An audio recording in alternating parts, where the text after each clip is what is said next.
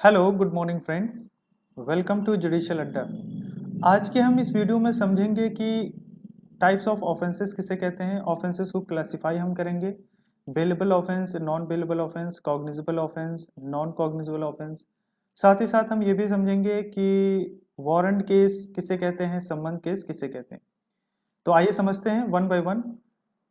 But उससे पहले अगर आपने हमारे जुडिशियल अड्डा चैनल को सब्सक्राइब नहीं किया है, please like, subscribe and share my channels, share my videos also. तो सबसे पहले अगर हम कॉग्निजेंस और cognizable and non cognizable offences की बात करें, cognizable and non cognizable offences को समझने की कोशिश करते हैं। As far as the definitions are concern of cognizable offence and non cognizable offences, there is no such particular definition in the code of criminal procedure. बस इतना है कि first schedule of code means first schedule of CrPC में जो भी cognizable offence दिए गए हैं, कैटेगराइज किए गए हैं एज ए कॉग्निजेबल ऑफेंस, उन्हें कॉग्निजेबल ऑफेंस कहेंगे। जो भी कैटेगराइज किए गए हैं as a non cognizable offence, उसे नॉन कॉग्निजेबल ऑफेंस कहेंगे। एज सच डिट्टो डेफिनेशंस, अगर आप सोचते हैं कि कोई डेफिनेशन है कि एक पर्टिकुलर ऑफेंस की डेफिनेशन ये होती है, तो एज सच कुछ नहीं है। इसको मैं बता दे रहा हूँ कि क्या इम्प्लीकेशंस होते हैं, कॉग्निजेबल ऑफेंस होते हैं तो क्या होता है। जनरली आप ये कह सकते हैं कि cognizable offences are those offences wherein a police officer is having authority to arrest any person, arrest the accused without having any warrant or order issued by the magistrate। यानी कि cognizable offence में police officer को arrest करने से पहले कोई warrant की जरूरत नहीं होती। कॉग्निजेबल ऑफेंस बहुत ही सीरियस नेचर का ऑफेंस होता है।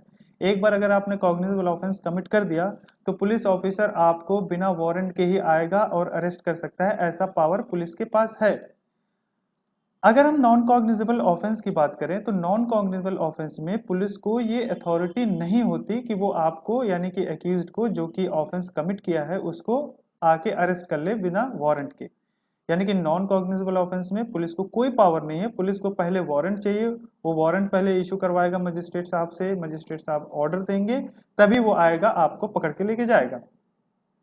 तो इस अरेस्ट वाले पॉइंट को देखते हुए अगर मैं ये कहूं कि कॉग्निजेबल ऑफेंसेस जो होते हैं वो सीरियस नेचर के होते हैं, बहुत ही हीनियस नेचर के होते हैं।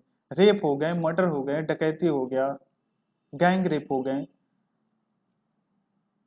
और नॉन कॉग्निजेबल ऑफेंसेस जो होते हैं थोड़ा सा कम सीरियस के होते हैं। ऐसा नहीं है कि ऑफेंस बहुत ही लाइट ऑफेंस होते हैं, but as far as in the comparison of cognizable offence, हाँ आप मान सकते हैं कि कॉग्निजेबल ऑफेंस से थोड़ा सा कम सीरियस नेचर का होता है। इसीलिए पुलिस ऑफिसर को इमिडिएटली आके एक्यूज्ड को या जिस किसी ने भी ऑफेंस कमिट किया उसको अरेस्ट करना मैंडेटरी नहीं है as per law. First he will go to the magistrate and he will get the order issued by the magistrate, then he will come to the accused person, will arrest the accused in case of non-cognizable offense।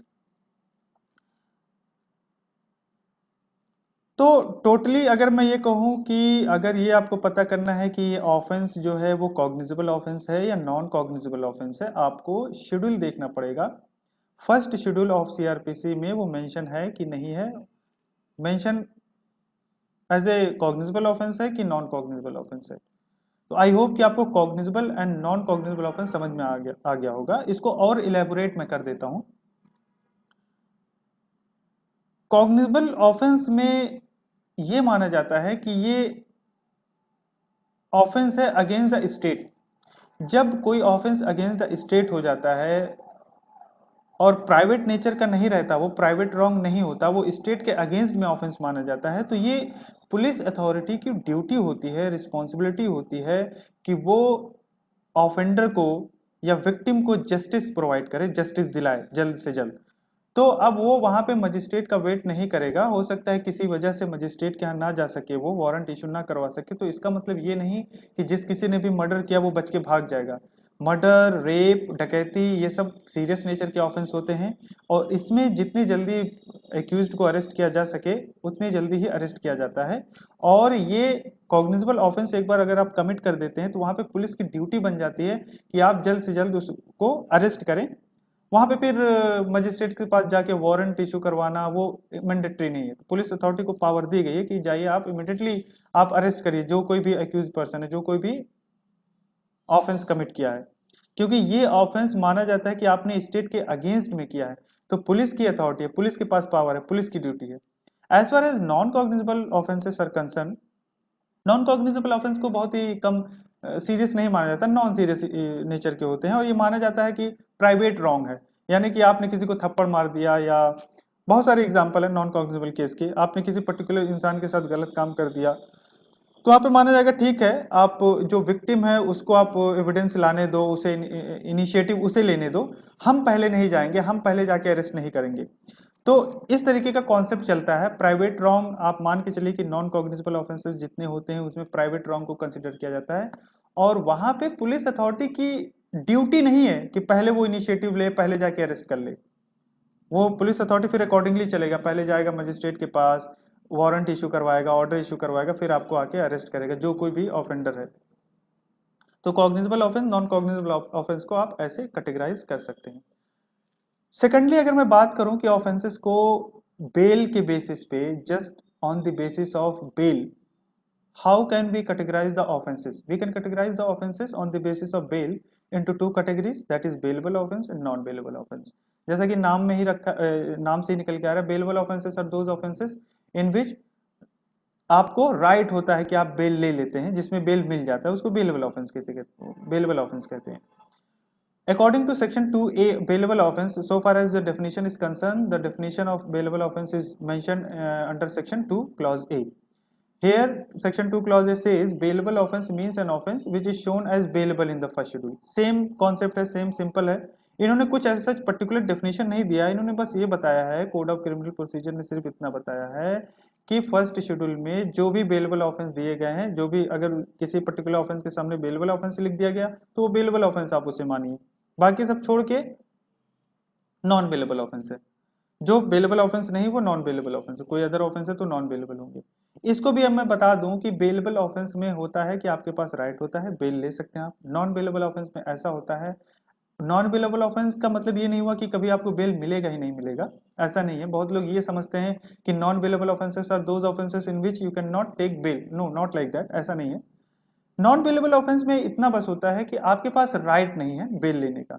It depends up to the description of the police officer, police officer की मर्जी के ऊपर है, अगर उसे लगा तो bell दे देगा, नहीं लगा तो नहीं बेल देगा। आप उसे क्लेम नहीं कर सकते कि आप मुझे बेल दो ही दो।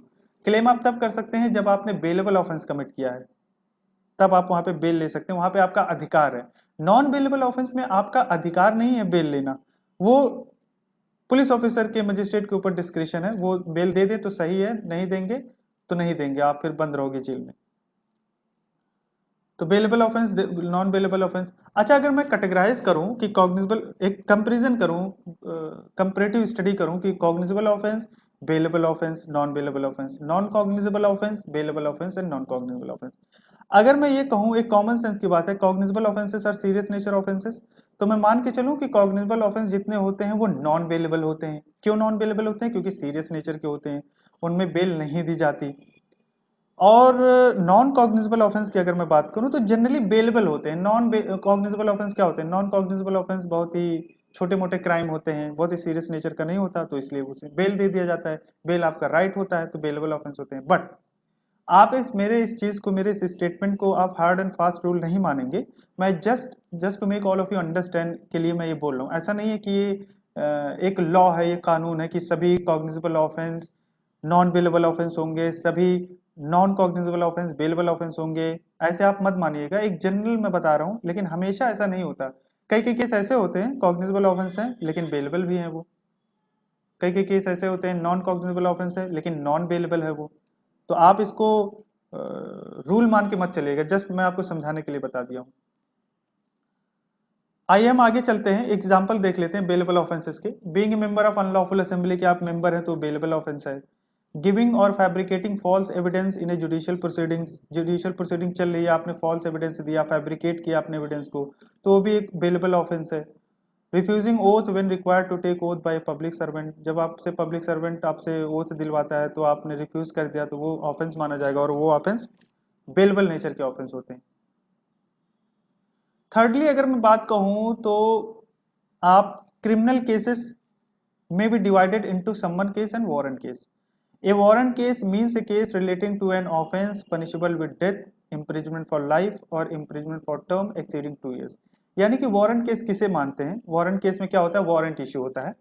तो वारंट केस आप किसे मानेंगे? जिसमें एक ऐसा ऑफेंस आपने किया है, एक ऐसे ऑफेंस के लिए आपको वारंट इशू करना है, या एक ऐसा केस है जिसमें एक ऐसा ऑफेंस आपने किया जिसकी जो है डेथ पेनल्टी है, या उसमें लाइफ ऑफ इम्प्रिजमेंट की सजा है, या उसमें 2 साल से ज्यादा की सजा है, तो उस केस को मानेंगे कि ये वारंट केस है। Apart from summon case is concern, summon case means a case relating to an offence and not being a warrant case. जो वारंट केस नहीं होते हैं, यानी कि एक ऐसा ऑफेंस आपने कमिट किया जहां पे पनिशमेंट थी 2 साल से कम की सजा थी, उसमें उसमें डेथ पेनल्टी नहीं थी, लाइफ ऑफ इम्प्रिजमेंट नहीं थी, 2 साल से कम की सजा थी, तो ऐसे केसेस को सम्मन केस मानेंगे। तो यहाँ पे भी आप कह सकते हैं सीरियसनेस के बेसिस पे इन्होंने कैटेगराइज किया है। तो आई होप कि आपको ये वीडियो क्लासिफिकेशन ऑफ ऑफेंसेस आपको समझ में आया होगा। Again I would request you all kindly subscribe, share and like my videos.